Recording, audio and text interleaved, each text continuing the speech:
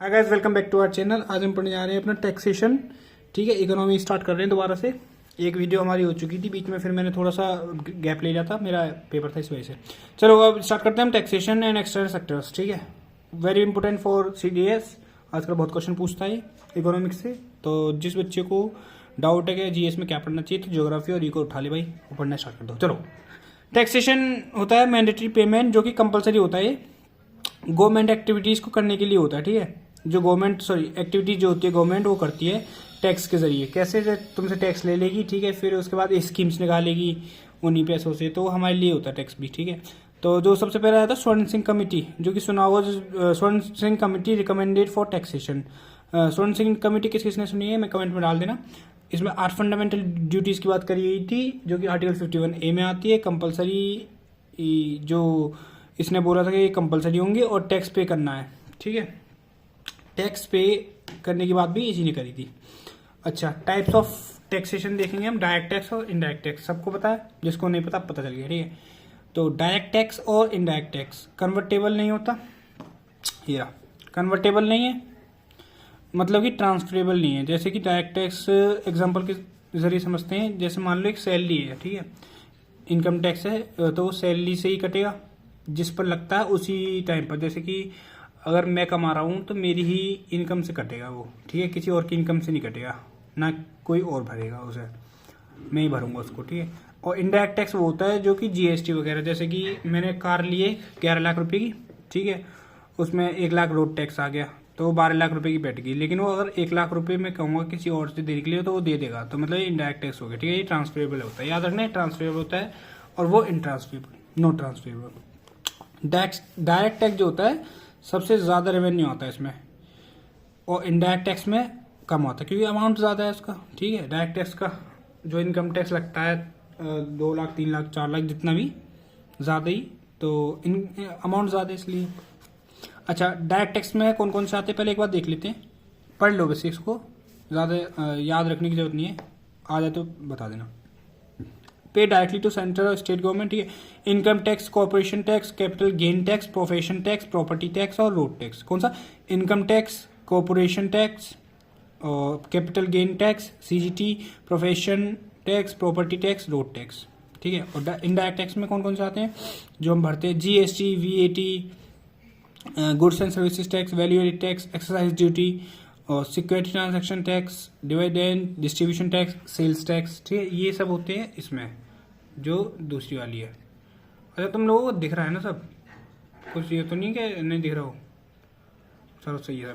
अच्छा, pay by individual to government subsequently the tax burden is pass to a different entity. ये कुछ नहीं है इसका। अच्छा, अब देखते हैं डायरेक्ट टैक्स का मेथड क्या होता है, ये इंपॉर्टेंट है। इसके 3 मेथड होते हैं, 3-4 मेथड होते हैं। ठीक है, लेकिन हमें 3 ही पढ़ने हैं क्योंकि 3 ही आते हैं हमारे इंपॉर्टेंट। प्रोग्रेसिव, रिग्रेसिव, प्रोपोर्शनल, ये तीनों बहुत इंपॉर्टेंट है। आगे डिविडेंड डिस्ट्रीब्यूशन टैक्स ये आ जाएगा। ठीक है, एंजल टैक्स बताऊंगा आगे। प्रोग्रेसिव टैक्स कौन सा होता है? जिसमें इनकम ज़्यादा होती है टैक्स भी ज़्यादा होता है, मतलब इनकम बढ़ेगी तो टैक्स भी बढ़ेगा। जैसे कि ये पॉजिटिव मेथड होता है। मान लो किसी की 10 लाख इनकम है, 12 लाख, 15 लाख, 20 लाख, तो जैसे 10 लाख है तो 10% का टैक्स लगेगा, 12 लाख है तो 20% का, ऐसा बढ़ता चला जाएगा। ठीक है, इनकम के साथ बढ़ते चला जाएगा।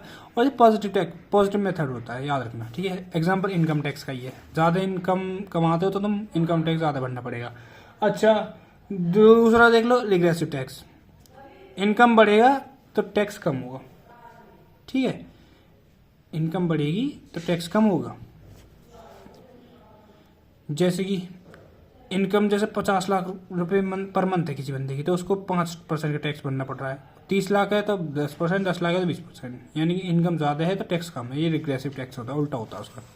ठीक है, ये नेगेटिव मेथड होता है, याद रखना। प्रोग्रेसिव टैक्स पॉजिटिव था, रिग्रेसिव टैक्स नेगेटिव है। प्रोग्रेसिव में क्या था? इनकम बढ़ेगी तो टैक्स बढ़ेगा, और रिग्रेसिव में इनकम बढ़ेगी तो टैक्स कम होगा। अच्छा, प्रोपोर्शनल टैक्स क्या होता है? ये भी नेगेटिव मेथड है। क्यों?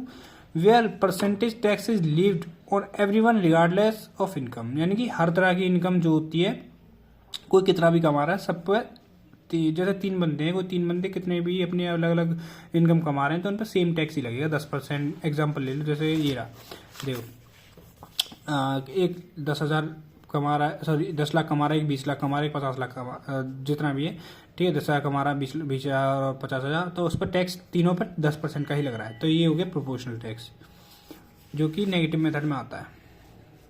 क्यों? देखो, जैसे कोई टाटा वाले हैं, ठीक है, टाटा रिलायंस कंपनी ये टैक्स देगी, तो जो ये टाटा कंपनी जो होती है ये अपना प्रॉफिट बताई थी 0, कि हमें कोई प्रॉफिट नहीं हुआ, ठीक है, वरना टैक्स भरना पड़ेगा। अगर प्रॉफिट अगर ये कहेगी कि हमारा प्रॉफिट हो गया तो उसका टैक्स जाता है कंपनी का, तो ये 0 प्रॉफिट बताई थी। तो इस 0 प्रॉफिट वाली कंपनियों को पकड़ने के लिए एक वो बनाया गया है मिनिमम ऑल्टरनेटिव टैक्स।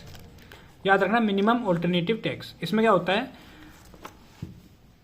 इसमें एक सर्टेन परसेंट पे, मतलब कि उस कंपनी ने जितना भी प्रॉफिट कमाया है उस प्रॉफिट पे एक सर्टेन परसेंटेज का, जितना आपने प्रॉफिट अर्न किया है जैसे, उसका टैक्स देना पड़ेगा, ठीक है। मान लो किसी ने 10,000 का प्रॉफिट किया है, तो उस कंपनी को 10,000 रुपये में से, उस 10,000 प्रॉफिट में से कुछ परसेंटेज देना ही पड़ेगा टैक्स, ठीक है। तो ऐसा है, तो कोई कंपनी फिर 0 का प्रॉफिट नहीं बता सकती। थोड़ा बहुत भी क्या होगा, तो थोड़ा बहुत भी पे करना पड़ेगा, ठीक है। पे certain % of the book profit. अच्छा, डिविडेंड डिस्ट्रीब्यूशन टैक्स क्या होता है? 3 पढ़ लिया मैं, प्रोग्रेसिव, ठीक है, 3 पढ़ चुके हैं अभी तक हम। प्रोग्रेसिव पढ़ लिया हमने, रिग्रेसिव पढ़ लिया हमने, प्रोपोर्शनल पढ़ लिया, सबको पता चल गया। याद रखना, प्रोग्रेसिव कौन सा होता है? इनकम बढ़ेगी टैक्स बढ़ेगा, ठीक है, इनकम के साथ टैक्स बढ़ता है, और इनकम कम होगी इनकम बढ़ेगी और टैक्स कम होगा। अगर इनकम बढ़ रही है और टैक्स कम हो रहा है तो ये होगा रिग्रेसिव। और प्रोपोर्शनल कौन सा होता है? जबकि प्रोपोर्शनल होता है सेम टैक्स रहेगा कितनी भी इनकम हो, ठीक है, उतनी % रहेगा। अच्छा, डिविडेंड डिस्ट्रीब्यूशन टैक्स क्या होता है? जैसे कोई शेयर्स खरीदे, 100 शेयर है, ठीक है, कंपनी के, वो खरीदे इसने, कंपनी कोई पर्सन है, तो उसने 1 शेयर 10 प्रॉफिट कमाता है, ठीक है, 1 शेयर 10 प्रॉफिट का है, तो 1 शेयर पे जो प्रॉफिट हो रहा है 10 रुपये हो रहा है, तो 100 शेयर पे 1,000 होगा, तो उस 1,000 में से 10% टैक्स गवर्नमेंट को देगा वो, यानी उसे 1,000 में से 900 रुपये मिलेंगे। तो उस 900 रुपये मिल गए, ठीक है, जो 10% का जो टैक्स हुआ उसे कहते हैं डिविडेंड डिस्ट्रीब्यूशन टैक्स, ठीक है। कंपनी जो होती है वो डिविडेंड्स को बुक कर रही है, जैसे प्रॉफिट को, तो प्रॉफिट जो वो देगी, जैसे कंपनी है उसने खरीदे शेयर्स वगैरह, बहुत सारे डिविडेंड्स, ठीक है, तो फिर बाद में वो शेयर होल्डर जो होंगे उसके, उनको पैसा बांटेगी जब उसका प्रॉफिट होगा, तो जो वो पैसा बांटेगी उसमें से जो कटेगा वो होगा डिविडेंड डिस्ट्रीब्यूशन टैक्स ही मान लो, ठीक है। अच्छा, अगला आता है टैक्स ऑन कंपनीज। कंपनीज पे कौन कौन सा टैक्स लगता है? एंजल टैक्स हो गया। एंजल टैक्स सुना होगा किसी ने? एंजल टैक्स होता है पेएबल बाय स्टार्टअप्स, जो स्टार्टअप्स के जरिए जो द्वारा पे किया जाता है, जैसे कि डॉलर में ज़्यादातर होता है, क्योंकि आउट ऑफ द कंट्री होता है। एंजल टैक्स जो होता है, बाहर की जो कंपनियां होती हैं वो हमारे यहाँ जैसे इन्वेस्टिंग करती हैं, तो उसमें लगता है, ठीक है। Capital raised by the issues of shares, जैसे एंजल इन्वेस्टर है कोई, ठीक है, इसने इन्वेस्ट किया डायरेक्टली, अब तो डायरेक्ट कर देते हैं तो उस पर टैक्स नहीं देना पड़ता। अगर इनडायरेक्ट, मतलब डायरेक्टली वो नहीं करते ना इन्वेस्ट, तो क्या करते थे, पहले वो खरीदते थे परचेज शेयर्स, फिर उसके बाद वो बदले में पैसा देते थे, उस डॉलर पे जो पैसा दिया है उस पर टैक्स लगता था, तो उस टैक्स को एंजल टैक्स कहते थे। कोई फॉरेन कंपनी का बंदा है, उसने मान लो कोई शेयर खरीदा इंडिया का, तो उस पर जो पैसे दिए उसने, उस पर टैक्स लगता था, लेकिन आप डायरेक्टली इन्वेस्ट कर देते हो। तो make sure that money coming, वो ये इसलिए था कि मनी जेन्युइन आ रही है कि नहीं आ रही, वो देखने के कहीं, क्योंकि मान लो अगर फॉरेन कंट्रीज से वो आया कोई पैसा, तो कहीं वो टेररिस्ट कंपनी से तो नहीं है, ठीक है, टेररिस्ट ऑर्गेनाइजेशन से तो नहीं है, तो वो सब चीज़ देखने के लिए ये एंजल टैक्स बनाया गया था, फॉर जेन्यून, कि मनी जेन्यून है, to minimise fraud, source of money जानने के लिए कि बेसिकली ये टैक्स कहाँ से आ रहा है, ठीक है। अच्छा, टैक्स ऑन फाइनेंशियल ट्रांजेक्शन्स। अच्छा, फाइनेंशियल ट्रांजेक्शन्स पर कौन सा टैक्स लगता है? Securities transaction tax. Stock exchange पर टैक्स लगता है, जैसे कि परचेज ऑन सेल, परचेज करते हैं, खरीदते बेचते हैं, परचेज और sale of security listed on stock exchange, उस पर टैक्स लगता है, ठीक है। जैसे सिक्योरिटी लिस्टेड जो की गई हैं उन पे स्टॉक एक्सचेंज होता है, जब खरीदते हैं वो बेचते हैं, तो उस पर जो टैक्स लगता है वो होता है सिक्योरिटी ट्रांजेक्शन टैक्स, ठीक है, दी लाड़ी ला दी। अच्छा, कैपिटल गेन टैक्स, सीजीटी क्या होता है? जैसे 2020 में 10 लाख रुपए की जमीन खरीदी, ठीक है, उसे 2025 में 15 लाख की जमीन बेच दी, तो उस पर जो 5 लाख का जो प्रॉफिट हुआ उस पर टैक्स लगेगा, ठीक है, जो 5 लाख का जो उसको प्रॉफिट हुआ है इसमें भी टैक्स देना पड़ेगा उसे, that is capital gain tax. जो कैपिटल पे जो टैक्स दिया जाता है उसे कहते हैं कैपिटल गेन टैक्स, ठीक है, लैंड वगैरह पे। अच्छा, टोबिन टैक्स किसी ने सुना है? शायद कम इन लोगों ने सुना होगा, टोबिन और robin hood tax, TOBIN, Tobin और रॉबिन हुड टैक्स। इसका क्या होता है, इंडिया शेयर मार्केट, जैसे इंडिया है, इंडिया शेयर मार्केट है, ठीक है, और कोई फॉरेनर जो है वो इन्वेस्ट करता है इसमें, शेयर मार्केट, इंडिया की जो शेयर मार्केट कंपनी है उसमें मार्केट में इन्वेस्ट करता है, या फॉरेन डॉलर में दे दिया, ठीक है। तो जो इंडिया का जो शेयर मार्केट है जब वो गिरेगा, जब ये देखेगा ये पैसा मेरा डूब जाएगा, तो वो पहले निकाल लेगा जल्दी जल्दी, ठीक है, निकाल लेगा सारे पैसे। फिर ये ऐसे करते थे, जब दिखता था इन्हें तो निकाल लेते थे, और जब नहीं दिखता था तो रखे देते थे पैसे, ठीक है। जब उन्हें लगता था कि मार्केट गिर रहा है तो उससे पहले पैसे निकाल लेते थे, वो घाटे में जा रहे हैं तो वो पैसा ना निकाल पाए, वो पैसा उसी में रहे, ठीक है। जब मंदी आ गई जैसे थोड़ी बहुत, तो पैसा निकाल लेते थे बहुत ज़्यादा। तो इस पैसे को रोकने के लिए जो टैक्स लगता है वो इंडियन गवर्नमेंट ने लगाया था, कुछ परसेंटेज टैक्स देना पड़ेगा, तुम निकाल तो लो लेकिन कुछ परसेंट टैक्स हमें देना पड़ेगा उसको निकालने के लिए। तो टैम उसे कहते हैं टैम टैक्स, ठीक है, for stable market, stability of market के लिए। अच्छा, GST सबने सुना है, वेरी इंपॉर्टेंट है, याद रखना। 1 जुलाई 2017 को आया था GST टैक्स, ठीक है। बैकग्राउंड म्यूजिक में ध्यान मत देना, वो काम चल रहा है हमारे यहाँ, चलो हमारे यहाँ नहीं, मेरे पड़ोस। अच्छा, 101st amendment, constitution amendment act के जरिए आया था, याद रखना, GST, ठीक है। 101 कॉन्स्टिट्यूशन अमेंडमेंट एक्ट 1 जुलाई 2017 को। Stand for goods and services tax, ठीक है। 1 नेशन 1 टैक्स थ्योरी थी इसकी, थ्योरी क्या थी इसकी, 1 नेशन 1 टैक्स, GST की। इसने रिप्लेस कर दिया सारे इंडायरेक्ट टैक्स को। कौन कौन से इंडायरेक्ट टैक्स की जगह आया है? कस्टम ड्यूटी, एक्साइज ड्यूटी, ठीक है, सर्विस, सेल्स, VAT क्या, तो कौन बताया? VAT पढ़ा हमने, जल्दी खोलो जल्दी, कहाँ पे? VAT ये रहा, वैल्यू एडिड टैक्स, याद रखना, ठीक है, वैल्यू एडिड टैक्स लिख लेते हैं वरना भूल जाएंगे, वैल्यू एडिड टैक्स। तो इनकी जगह हम ले आए थे GST को, ठीक है, इन सबको हटा दिया, custom duty, excise duty, service, sales, VAT. अच्छा, GST जो है ये डेस्टिनेशन बेस्ड सिंगल टैक्स होता है, जैसे कि टैक्स होता है, जैसे कि आप कहीं जा रहे हो, ठीक है, घूमने गए, वैष्णो देवी चले गए, तो वहाँ पे जाओगे तो कुछ खरीदोगे तो वहाँ टैक्स देना पड़ेगा, ठीक है। जहाँ जाओगे, जैसे होटल वगैरह बुक करा तुमने तो वहाँ पे टैक्स देना पड़ेगा, तो जहाँ रहोगे वहाँ पे टैक्स देना पड़ेगा, जो खाओगे पियोगे। तो ये डेस्टिनेशन बेस्ड टैक्स होता है। ये जो इसके पूछ लिए गए थे क्वेश्चन इस बार के, इसके 4 स्लैब्स क्या होते हैं, GST के 4 स्लैब्स हैं, ठीक है। 4 tax slabs of GST, 5%, 12%, 18%, 28%, main यही है, 5%, 12%, 18% और 28, 5, 12, 18, 28, याद रखना, 5, 12, 18, 28, 5, 12, 18, 28, 5, 12, 18, 28, ठीक है, 5, 12, 18, 28, ये डेस्टिनेशन बेस्ड टैक्स होता है। अच्छा, GST को कब लागू किया गया था? 1 जुलाई 2017। कौन से अमेंडमेंट से? 101 कॉन्स्टिट्यूशन अमेंडमेंट एक्ट। अच्छा, और टोबिन टैक्स हो गया था हमारा, कैपिटल गेन टैक्स पता हो गया। एंजल टैक्स क्या था? एंजल टैक्स हमारा बाहर से इन्वेस्टर कोई इन्वेस्ट कर रहा है, कोई कंपनी फ्रॉड तो नहीं, स्कैम तो नहीं कर रही, टेररिज्म, तो उसके लिए, ठीक है, बहुत बढ़िया, स्टार्टअप्स वगैरह के लिए। अच्छा देखो, मैंने याद भी नहीं किए, मैं तुम्हारे साथ याद करता हुआ चल रहा हूँ, ठीक है। तो कमोडिटीज आउटसाइड GST, कमोडिटीज जो हैं GST के बाद, अच्छा जैसे कि जो GST में नहीं आती वो चीज़ें कौन कौन सी हैं? अल्कोहल हो गया, fresh vegetable, fresh milk, petroleum products, diesel वगैरह, पेट्रोल, इलेक्ट्रिसिटी, ये GST में नहीं आती, इन पर GST नहीं लगती, याद रखना, अल्कोहल पे नहीं लगती। 30% रुपये, जैसे देखो इलेक्ट्रिसिटी बिल आया 30 रुपये, फूड का आया, ठीक है, तो जो इस पर GST लगेगा 15 रुपये सेंट्रल पर जाएगा, ठीक है, और 15 रुपये स्टेट पर जाएगा। ये एग्जाम्पल है, जैसे तुम वहाँ गए रेस्टोरेंट वगैरह में, रेस्टोरेंट में गए, वहाँ पे खाना पीना खाया 30 रुपये का, ठीक है, तो जब उसका बिल लेके आया वेटर, तो उसमें देखा हमने उस पर जो GST लग रहा था 15 का हाफ लगता है, सेंट्रल को 15 जाता है और 15 रुपये स्टेट को गया, ठीक है, तो मतलब आधा आधा जाता है दोनों साइड। अच्छा, CGST लिखा रहता है उसमें, बिल में, बिल देखना कभी रेस्टोरेंट का, उसमें नीचे लिखा रहता है CGST, SGST और IST। CGST जो होता है central GST revenue share by, जो मैंने अभी बताया, ठीक है। State GST, SGST। IGST क्या होता है, सेंट्रल लिव्स इंटीग्रेटेड और ट्रांजेक्शन, मतलब एक स्टेट से दूसरे स्टेट पर ट्रांजेक्शन जो होती हैं उसके लिए लगता है IGST, ठीक है, इंटीग्रेटेड और ट्रांजेक्शन GST। चलो GST काउंसिल पढ़ते हैं। GST काउंसिल क्या है, मैनेज करता है GST को, देखभाल तो करेगा इसकी, कौन संभालेगा, अकेले प्रेसिडेंट थोड़ी चलेगा ना, प्रेसिडेंट। चलो आर्टिकल 279A में, आर्टिकल 279A में आता है कॉन्स्टिट्यूशन बॉडी है GST काउंसिल। काउंसिल बनाई गई थी एक, तो ये 279 याद रखो, 279 2 + 7 = 9, याद आ गया, याद रहा, 279, ठीक है।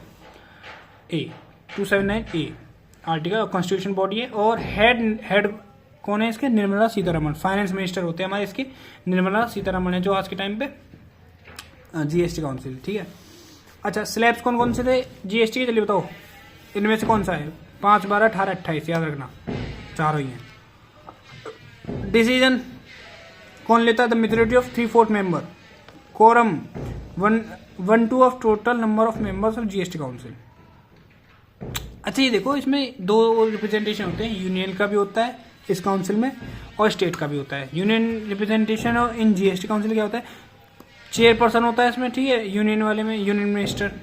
चेयरपर्सन कौन होता है, union minister. Minister of state of revenue 1/3 voting share, ठीक है, minister of state of revenue, और 1/3 होते हैं इसके वोटिंग शेयर। स्टेट में 2/3 वोटिंग शेयर होते हैं, ठीक है। इसमें नॉमिनेट के मिनिस्टर जो होते हैं नॉमिनेट किए जाते हैं स्टेट के द्वारा, और इसमें जो मिनिस्टर होते हैं स्टेट ऑफ रेवेन्यू के होते हैं, ठीक है। और स्टेट रिप्रेजेंटेशन में GST काउंसिल में ईच स्टेट फाइनेंस में, हर स्टेट का फाइनेंस मिनिस्टर होता है, लेकिन इसका चेयरपर्सन जो होता है यूनियन मिनिस्टर होता है। चलो वाइस प्रेसिडेंट स्टेट रिप्रेजेंटेशन में वाइस चेयरपर्सन ऑफ काउंसिल अपने में से ही किसी एक को चुन लेते हैं, ठीक है, इसमें कोई चेयरपर्सन नहीं होता, मतलब होता है ऐसा कोई पर्टिकुलर नहीं है, वो चुन लेते हैं जो अच्छा होता है स्टेट वाले, और यूनियन वाले में यूनियन मिनिस्टर होता है। अच्छा एक्सटर्नल सेक्टर ऑफ इंडिया, ये इंपोर्टेंट टॉपिक आ गया हमारा, GST हो गया, जो होता ना टैक्सेशन वो हो गया। इसमें क्या होता है, फॉरेन कंट्री है, ठीक है, इम्पोर्ट एक्सपोर्ट लोन एक्सेट्रा, इन सब पे एक्सटर्नल सेक्टर ऑफ इंडिया। इसमें क्या होता है, फॉरेक्स रिजर्व या फॉरेन रिजर्व बोलते हैं। कस्टडियन होता है इसका कौन, RBI। कौन कस्टडी में, किसकी कस्टडी में होता है, RBI की, ठीक है, इसका कस्टडियन RBI की होता है, रिजर्व बैंक ऑफ इंडिया। और इंडिया में फॉरेन करेंसी को स्टोर करते हैं, इसमें जो इंडिया में जो फॉरेन करेंसी आती है उसको स्टोर किया जाता है फॉरेक्स रिजर्व में, ठीक है, या फॉरेन रिजर्व में। इन दिस इसमें गोल्ड भी हो सकता है, स्पेशल ड्राइंग राइट्स भी हो सकते हैं, फॉरेन करेंसी असेट्स, या फिर गवर्नमेंट सिक्योरिटीज भी हो सकती हैं, होती हैं, ठीक है। अब क्या क्या होता है देख लो। स्पेशल ड्राइंग राइट्स कौन से होते हैं, SDR IMF Indian monetary fund से जुड़ा हुआ है, ठीक है, इंटरनेशनल मॉनेटरी फंड, सॉरी, हाँ, ठीक है।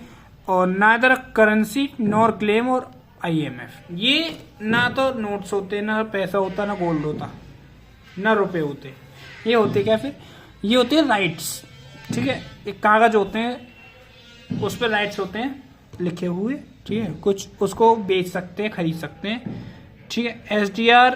SDR से बेस्ड, जो SDR है किस पे बेस्ड है, on the basket of 5 currencies, dollar, euro, yen, pound, renminbi, ठीक है। डॉलर ज़्यादातर चलता है, डॉलर हर जगह चलता है। एक्सचेंज रेट देख लो, एक्सचेंज रेट क्या होता है भाई, रेगुलेट बाई मार्केट, ये किसके द्वारा रेगुलेट किया जाता है, मार्केट के द्वारा। मार्केट डिसाइड करता है कि इसका एक्सचेंज रेट क्या होगा, करेंसी की कितनी डिमांड है, इन्फ्लेशन तो नहीं है, वो सब देखता है ये सब, ठीक है। करेंसी बेसिकली ये बताता है कि करेंसी की कितनी डिमांड हो सकती है आज मार्केट में, बताएगा। चलो फिक्स्ड एक्सचेंज रेट होता है और फ्लोटिंग एक्सचेंज रेट होता है। फिक्स्ड क्या होता है, जैसे कि गवर्नमेंट और सेंट्रल बैंक पर कंप्लीट अथॉरिटी होती है कि वो बताते हैं कि $1 की कीमत कितनी होनी चाहिए, ठीक है, $1 की कीमत कितने रुपए देनी चाहिए आज, तो वो होती है फिक्स्ड एक्सचेंज रेट में, जो कि गवर्नमेंट और सेंट्रल बैंक के हाथ में होता है। फ्लोटिंग एक्सचेंज रेट कौन से होता है, वर्क ऑफ मार्केट फोर्स, यानी कि डिमांड और सप्लाई पर डिपेंड करता है। डिमांड या सप्लाई पे डिपेंड करेगी तो करेंसी की वैल्यू, ठीक है, डिमांड ज़्यादा है करेंसी भी ज़्यादा है। अच्छा इन क्राइसिस के टाइम पे कौन हैंड ओवर कर लेता है, सेंट्रल बैंक, बाकी गवर्नमेंट और सेंट्रल ही डिसाइड करते हैं। ठीक है, ठीक। Currency convertible,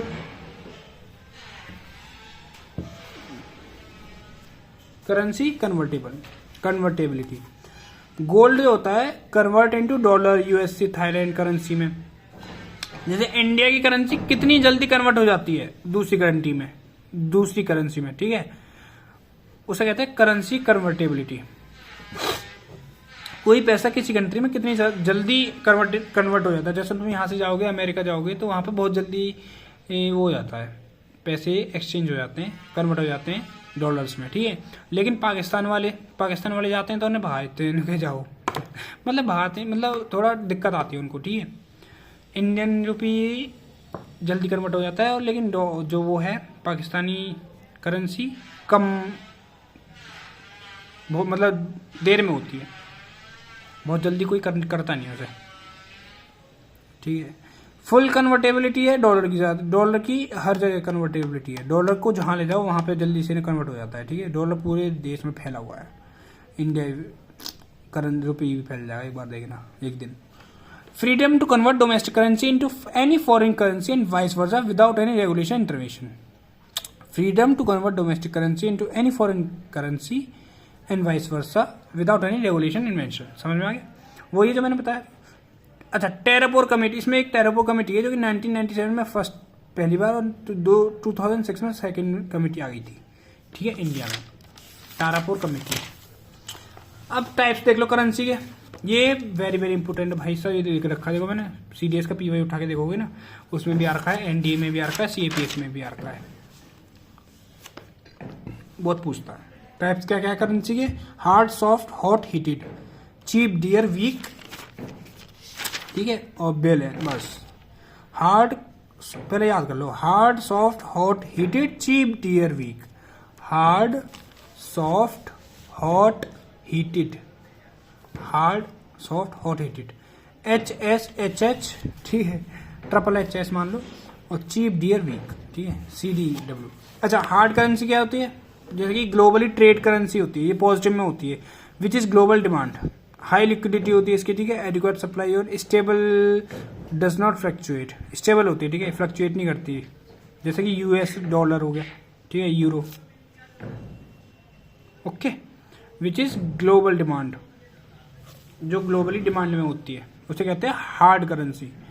soft currency negative होती है, सॉफ्ट करेंसी यानी कि कभी भी फ्लक्चुएट हो जाती है, जैसे पाकिस्तान की करेंसी, ठीक है, उसका कुछ नहीं पता। नॉट इजीली कन्वर्टेबल, कन्वर्टेबल भी नहीं होती बहुत जल्दी। फॉरेन करेंसी मतलब कि वो बता दी मैंने, ठीक है। लिक्विडिटी लो होती है इसकी,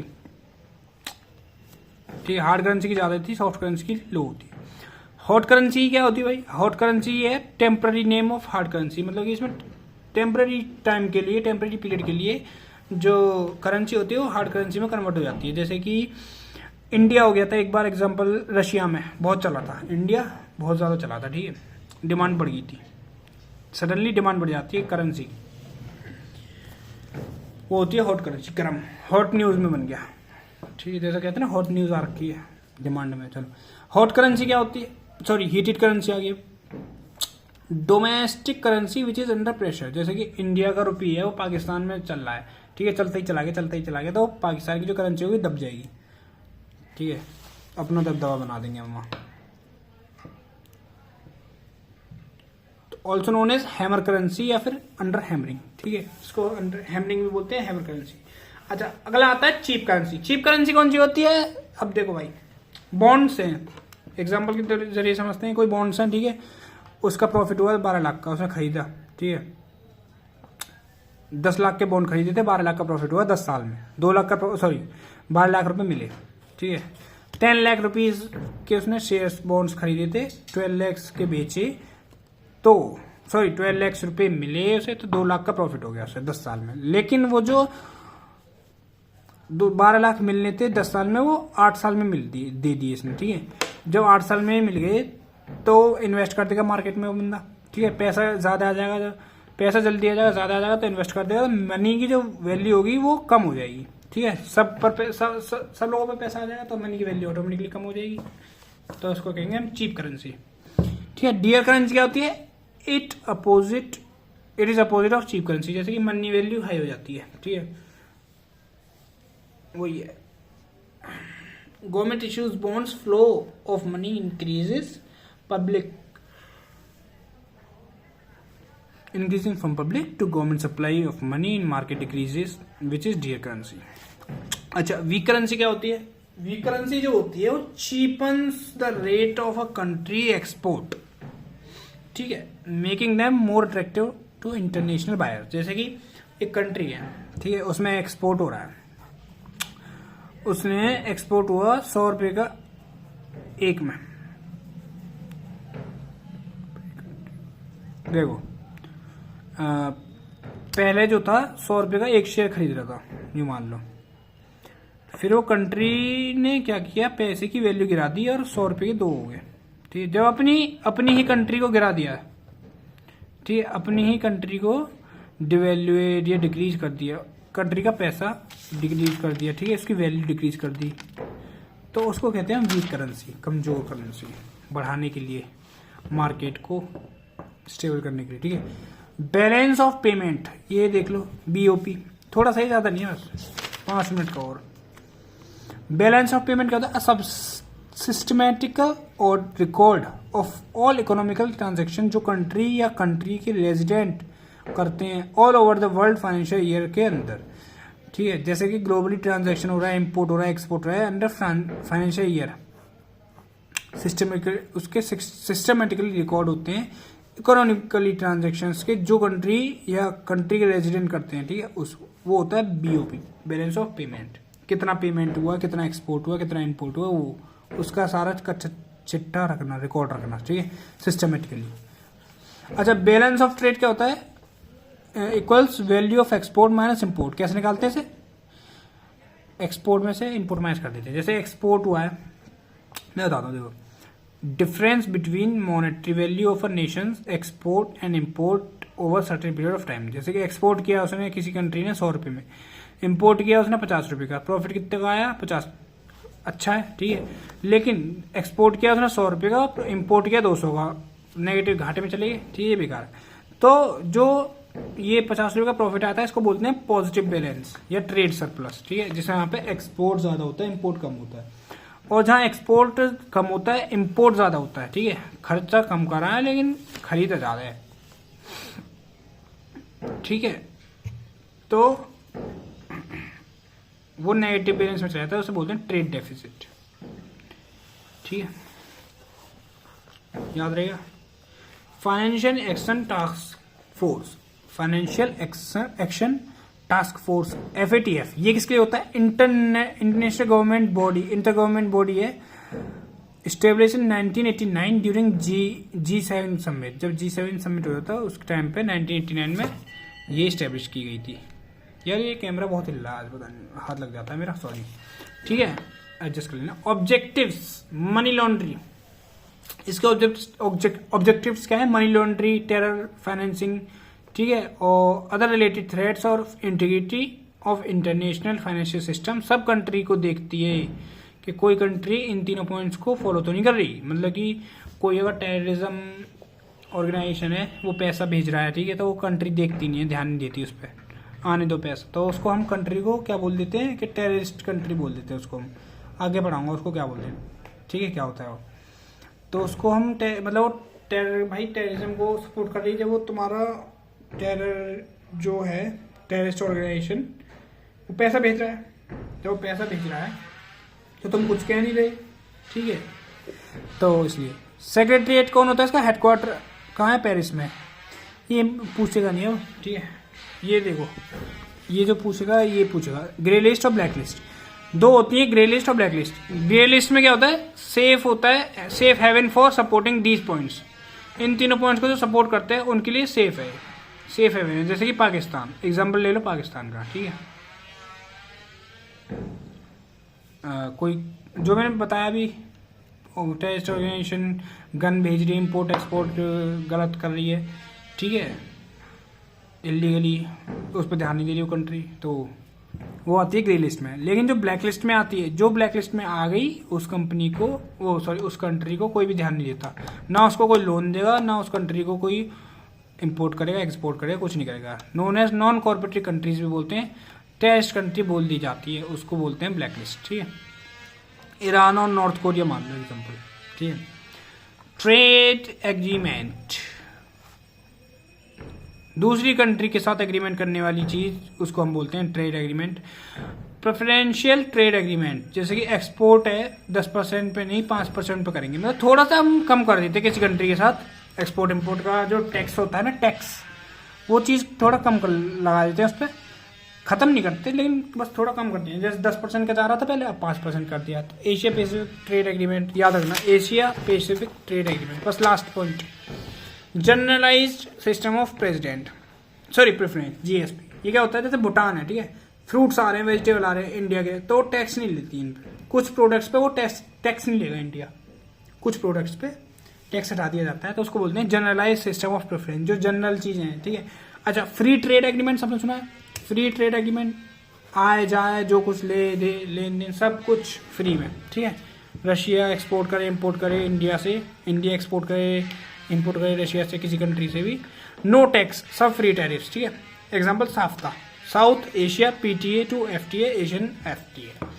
चलो ये मैंने लिख रखा कंप्लीट जाएंगे। ठीक है, चलो खुश हो जाए, और पढ़ना हो तो पढ़ सकते हैं हम, टाइम है अभी तो, देख लो। ठीक है, फ्लोटिंग एक्सचेंज रेट पता चल गया, फिक्स एक्सचेंज रेट पता चल गया। ठीक है, करेंसी कन्वर्टेबिलिटी याद रखना, यूनियन रिप्रेजेंटेटिव पढ़ लिया हमने, एक्सटर्नल सेक्टर हो गया। कमोडिटीज कौन सी है जो जीएसटी में नहीं आती? Alcohol, petroleum products, electricity, fresh fruits, vegetable. ठीक है, अच्छा, जीएसटी काउंसिल जो है किस में आता है, कौन सा आर्टिकल में? 279A, ये रहा 279A, 2 + 7 = 9A। ठीक, कॉन्स्टिट्यूशन बॉडी है, और हेड कौन होते हैं इसके? Finance minister. कौन है? निर्मला सीतारमण। ठीक है, और स्लैब बताओ जल्दी, स्लैब 5%, 12, 18, 28। ठीक है, 5, 12, 18, 28। अच्छा, डेस्टिनेशन बेस्ड सिंगल टैक्स। ठीक है, एंजल टैक्स स्टार्टअप्स वाला याद आ गया। कैपिटल गेन टैक्स, ये बताओ, सीजीटी, कोई भी कैपिटल पे जमीन जायदाद, जैसे जमीन खरीदी है किसी ने, ठीक है, कम रेट में ज्यादा रेट में बेच दी, तो जो प्रॉफिट हुआ उस पर जो टैक्स लगता है वो बोलते हैं capital gain tax. Security transaction tax stock exchange पे। ठीक है, अच्छा, जीएसटी ने किस जीएसटी कब आई थी? 1 जुलाई 2017। ठीक है, कौन से कॉन्स्टिट्यूशन अमेंडमेंट एक्ट से? 101, कॉन्स्टिट्यूशन अमेंडमेंट एक्ट 2017। ठीक है, थ्योरी किस पेस पे है? One nation one tax. ठीक है, कितनी कंट्रीज को stand for? Goods and services tax, replace all indirect tax. कौन कौन से? Custom duty, exercise tax, service sales, VAT माने वैल्यू एडेड टैक्स। ठीक है, डिविडेंड डिस्ट्रीब्यूशन टैक्स हो गया, प्रोग्रेसिव, रिग्रेसिव, प्रोपोर्शनल। इनकम बढ़ेगी टैक्स बढ़ेगा, प्रोग्रेसिव। इनकम बढ़ेगी टैक्स कम होगा, रिग्रेसिव। ठीक है, इनकम कितनी भी हो टैक्स सेम रहेगा, प्रोपोर्शनल। जीरो प्रॉफिट वाली कंपनी के लिए मिनिमम अल्टरनेटिव टैक्स याद रखना, for zero profit companies minimum alternative tax. Dividend distribution tax पता चलेगा। अच्छा, बस टैक्सेशन मैंडेटरी पेमेंट है, मैंडेटरी है। ठीक है, कौन सी कमेटी ने बताया था कि टैक्स होना चाहिए? स्वर्ण सिंह कमेटी। स्वर्ण सिंह कमेटी ने क्या क्या बताया था? 8 फंडामेंटल ड्यूटीज 51A आर्टिकल में कंपलसरी होती चाहिए और टैक्स पे करना चाहिए। ठीक है, चलो, transferable direct tax, transferable indirect tax होते हैं, और नॉन ट्रांसफरेबल डायरेक्ट टैक्स होते हैं, और ट्रांसफरेबल इनडायरेक्ट टैक्स होते हैं। ठीक है, तो मेरा मन तो कर रहा है थोड़ा सा पढ़ लेते। बजट कुछ टॉपिक्स हैं, बताइए, बहुत सारे टॉपिक्स नहीं है, बस 11 टॉपिक्स हैं जो हमें पढ़ने हैं अपने CDS के लिए। ठीक है, तो आज के लिए बहुत। पॉवर्टी पढ़ा दूँ? चलो पॉवर्टी को पढ़ लेते हैं, थोड़ा सा रिवाइज हो जाएगा। पॉवर्टी देखते हैं। चलो, those who doesn't fulfil there basic needs, वो पॉवर्टी में आते हैं। एम्प्लॉयमेंट में आता है ऐसे। ठीक है, चलो तो थोड़ा सा एम्प्लॉयमेंट की स्टार्टिंग कर देते हैं, अनएम्प्लॉयमेंट, बाकी पॉवर्टी कल पढ़ेंगे। अनएम्प्लॉयमेंट क्या होता है देख लो, नेशनल सैंपल सर्वे ऑर्गेनाइजेशन ने बनाया। ठीक है, NSSO ऑर्गेनाइजेशन है जो बेरोजगारी को नापने का काम करती है। ठीक है, NSSO, national sample survey organisation. It defines employment and unemployment on the following activities, status, statuses of an individual. Working होनी चाहिए, engaged in economy activity, employed है, सीकिंग है, अनएम्प्लॉयड, जॉब ढूंढ रहा है अभी तक, नाइदर सीकिंग मतलब खाली बैठा हुआ है, no available for work, voluntary unemployment, not count in employed, सुबह उठता खाता पीता सो जाता है, मोबाइल चलाता है, बस ये है, ना जॉब ढूंढ रहा है, ना पढ़ रहा है, ना कुछ कर रहा है, ठीक है। उसे कहते हैं नाइदर सीकिंग में, वो आता है नाइदर सीकिंग में।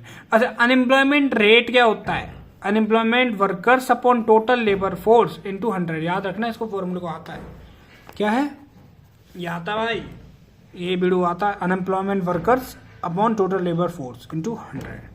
चलो अच्छा भैया, ये तो हो गया, आगे क्या है? एक सेकंड रुको बस,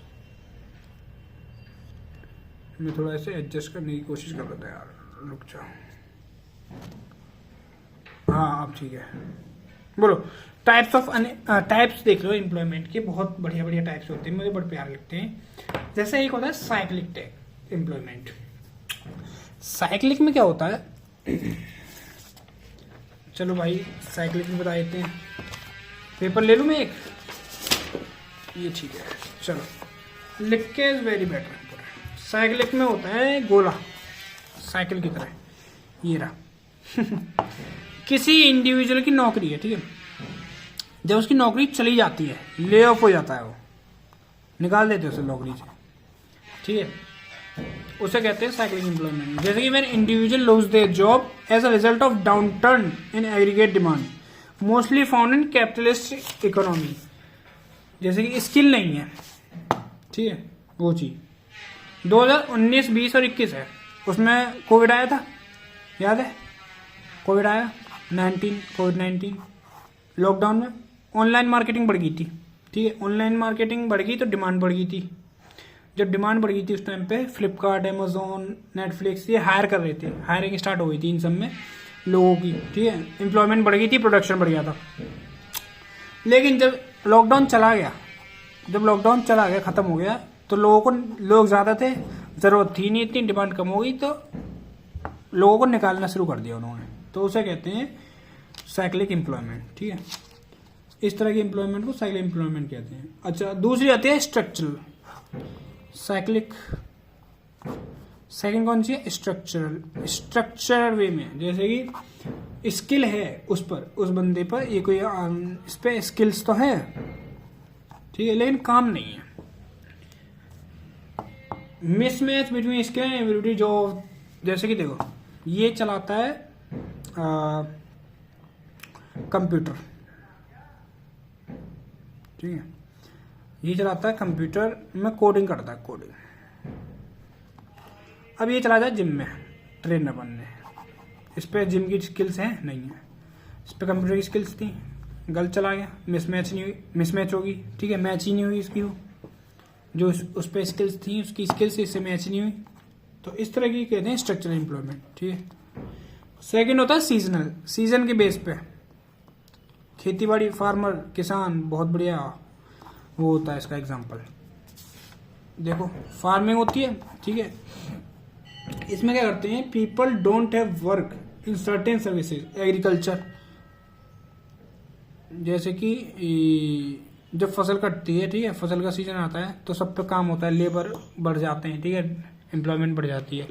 लेबर जब बढ़ जाते हैं तो जब फसल नहीं होती उस टाइम पे, तो उस टाइम पे तो कुछ काम ही नहीं होता किसी को, ठीक है, नो लेबर, नो एम्प्लॉयड, ठीक है, नो एम्प्लॉयमेंट। तो ये इस तरह की जो सीजन टाइप में जो वो आती हैं, काम आते हैं, उसको सीजनल अनएम्प्लॉयमेंट बोलते हैं, ठीक है। जब सीजन ना हो फसल का तो एम्प्लॉयमेंट ही नहीं होगी, जब वो ही नहीं आएंगे काम करना कोई, ठीक है, काम की जरूरत ही नहीं है उस टाइम पे किसी लेबर की। अच्छा, अगला आता है डिस्गाइज्ड। डिस्गाइज्ड क्या होता है? डिस्गाइज्ड एम्प्लॉयमेंट होती है, लगता है जॉब बट होती नहीं है। जैसे कि एक दुकान है, ठीक है, उस शॉप में जरूरत तो है 2 लोगों की, रख रखे हैं 5, ठीक है, बर्गर की दुकान, बर्गर किंग मान लेते हैं, ठीक है, उसमें सिर्फ एक बर्गर बनाने वाला है और एक बेचने वाला है, ठीक है, एक बनाने वाला है एक बेचने वाला है, 2 की जरूरत है और रख रखे हैं बाकी 5, तो ये बाकी 3 क्या करेंगे? बैठे रहेंगे, ठीक है, तो मतलब ज़रूरत थी 2 लोगों की और अच्छे से ज़्यादा उसमें लोग हैं, तो उसको बोलते हैं डिसगाइज। ठीक है, किसी ने गाइड नहीं किया इस टाइप का, मान लो डिसगाइड नहीं है, डिसगाइज्ड है। ठीक है, टेक्नोलॉजी अनएम्प्लॉयमेंट, जैसे कि पीपल जो होते हैं unemployed for short period while searching और स्विचिंग जॉब। जैसे मान ले किसी कंपनी में काम कर रहा है, ठीक है, अभी किसी कंपनी में काम कर रहा है, इसकी जॉब लग गई किसी और बड़ी कंपनी में अच्छी खासी, ठीक है, तो इसको ये पहले ही छोड़ देगा। मान लो 1 नवंबर को इसने छोड़ दिया, 1 दिसंबर को इसको